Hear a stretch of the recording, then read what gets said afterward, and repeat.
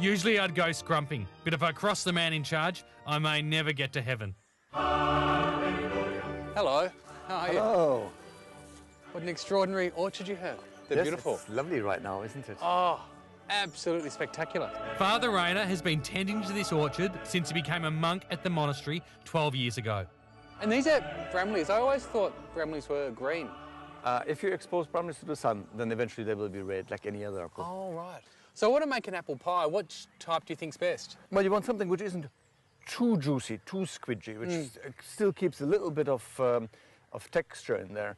So you could either mix it with an apple which soaks up a bit of the juice and doesn't fall so much like the Howgate Wonder, or you could take an apple which is actually itself not quite as falling like this Lot Derby. Falls a bit, but it doesn't produce extra juice, so it becomes nice and soft. Great. Without having the actual apple super. And then maybe put a couple of bramleys in there as well for You can do sauce. that. That will give you an extra bit of juice and an extra taste as well, of course. And Father Rayner Verborg treats his apples like his parishioners. He likes to get the most out of them. What do you do with all these apples?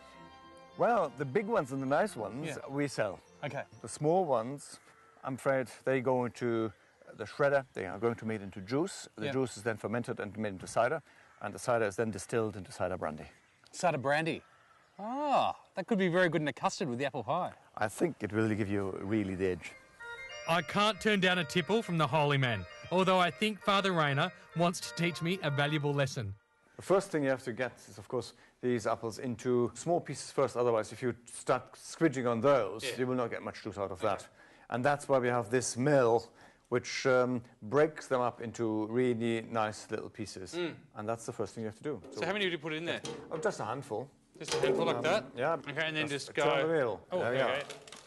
Oh, the sound of that's great. It's quite some... It's got to work, isn't it? It's quite hard, isn't Yes. it? There's no rest for the wicked. And of course, you can't just do one box. No, you have you've to got do to- a little bit more.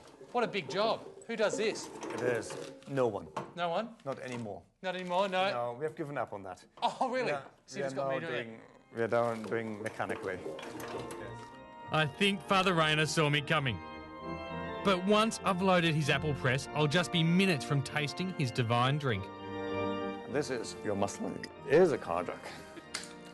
That's more fun than changing a tyre. There we are, yeah.